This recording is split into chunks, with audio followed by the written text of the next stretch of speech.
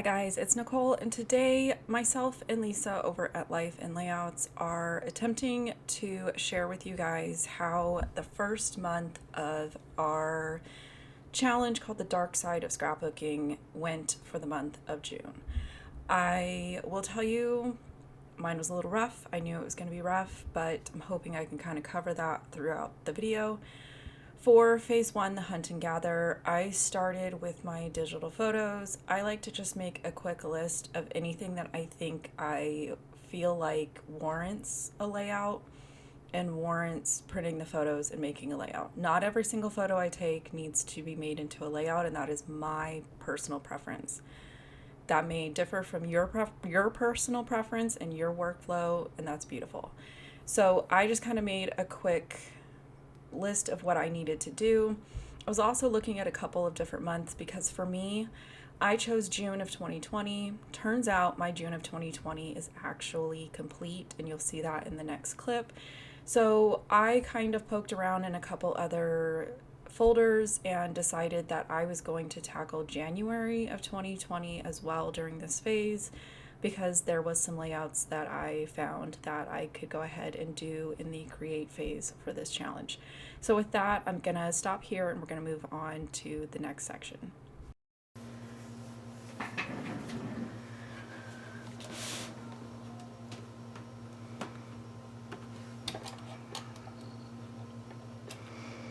So for part of my phase one, which is the hunt and gather phase, I'm starting with my digital photos, which you guys saw a clip of me kind of going through and figuring out what did I want, like in a perfect world, what layouts would I want to have done in order to say that June of 2020 is complete, if that makes sense.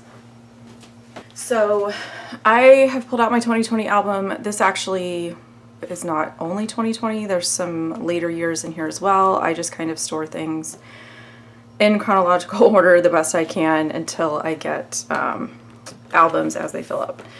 So again, my 2020 album. So what I ended up doing is I flipped through to June. The only thing that wasn't in here is my month in review, which I have since put in there. All of these were still stored with my Creating with Collections Volume 3. So I went ahead and pulled June out so I can go ahead and file it. And then I compared everything that's in this against all of the photos in my digital storage.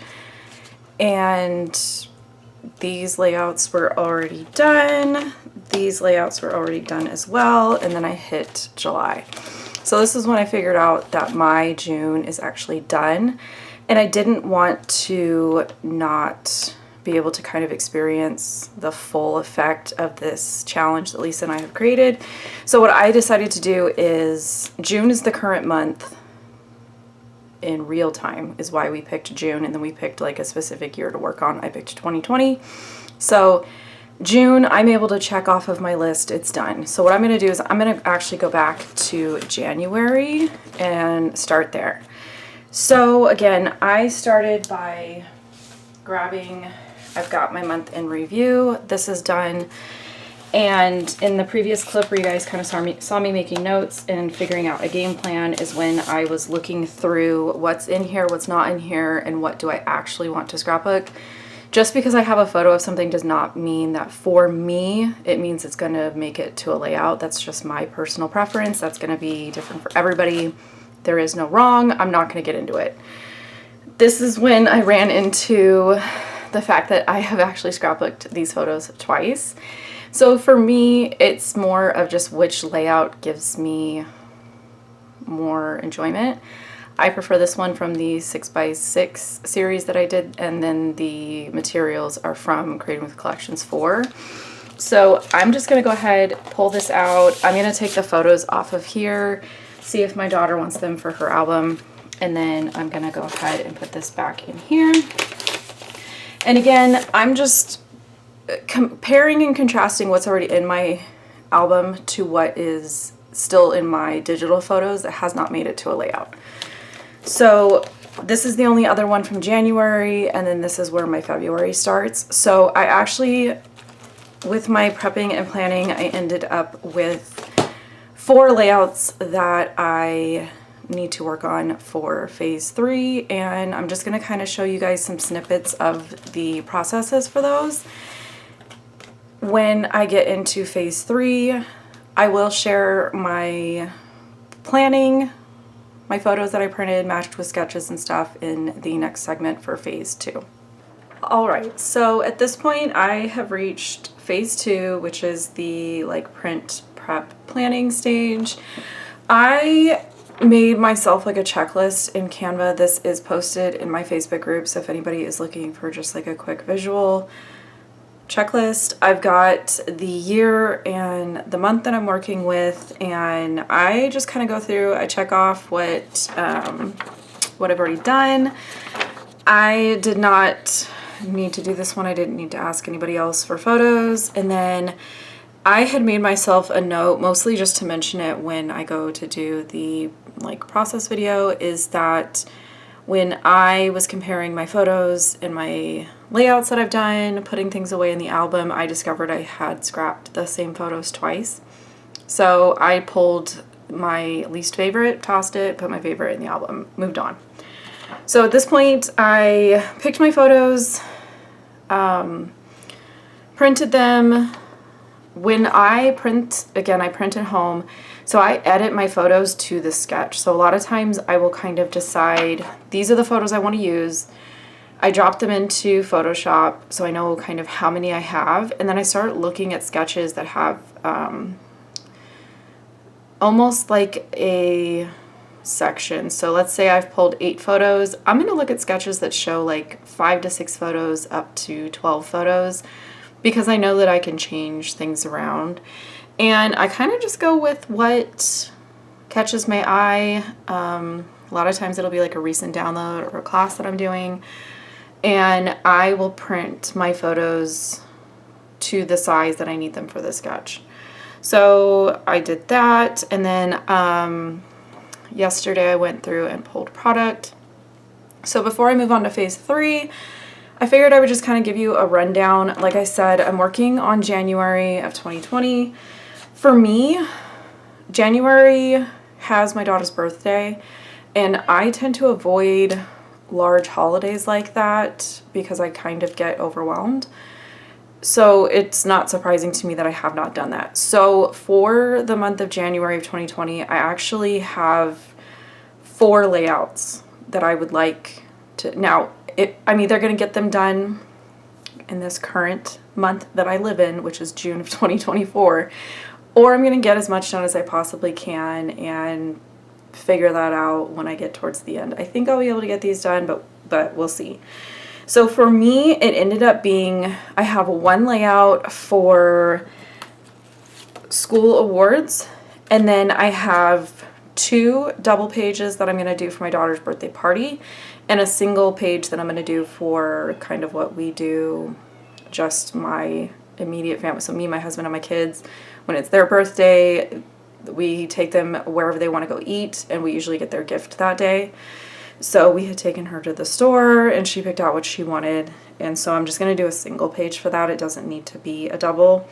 Doubles lately I have been reserving for things where I have a ton of photos. So I'm just going to kind of quickly show, I tend to either pull too much product or not enough, and I think in this case I have too much and not enough. It's fine.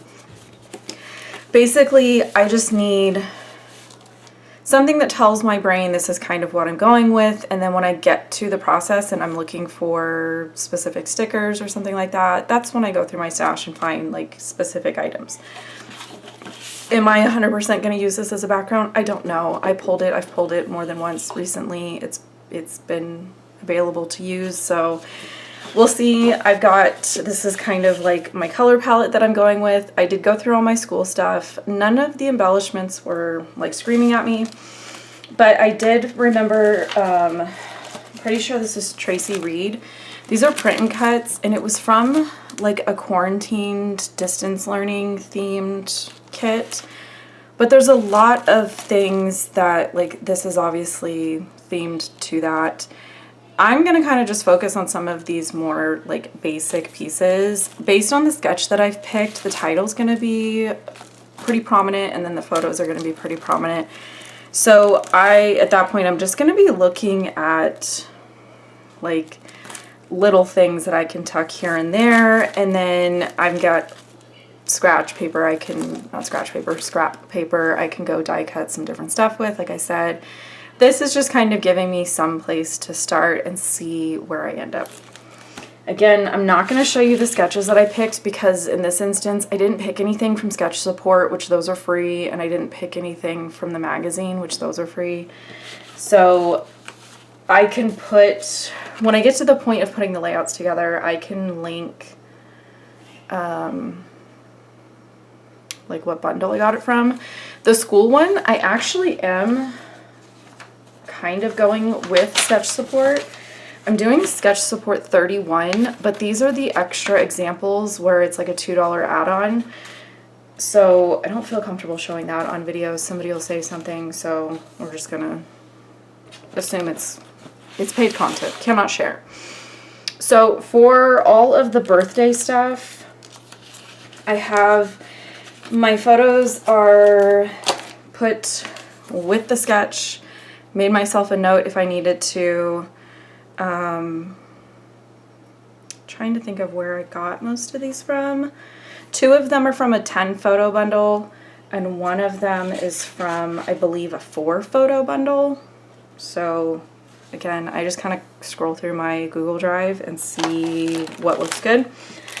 And I kind of based my papers off of one of the specific sketches that I'm looking at. There's a bunch of like strips of paper going across and she's got them going from like dark gray to light gray. So I kind of had that in my mind where I'm like, okay, I'm going to do a bunch of B-sides, which most of these are Doodlebug. I think there's some Lawn Fawn in here, maybe some Bella Boulevard. And I'm going to kind of do more the color from her cake. So I'm going to just do like pinks and aquas and purples kind of going across. Again, because I'm not using a specific collection, when I get to the embellishing, it's going to kind of be free-for-all. So I tend to always pull this when I do stuff with her birthday because I think the colors are usually there. I've got whatever's left in the die cuts here. Turns out I own 2 of these, so we're going to go through and see if there's anything in here that I feel like I can use. I tend to always pull out things like this. This is old Snap stuff. A lot of times I just, again, I pull too much, mostly to give myself a starting point. And then when I'm putting the layout together is when I sort of start deciding what's working, what's not working, and I go from there. So I'm going to go ahead and I am going to call phase 2 done for me, and I'm going to move on to phase 3. So now for phase 3, I'm going to tell you guys I dragged myself, Lisa dragged me through phase 3. I was just mentally not excited for phase 3. Phase 3 for me this month just felt like work. I've got a couple clips of the different layouts that I made. These will all have a dedicated process video.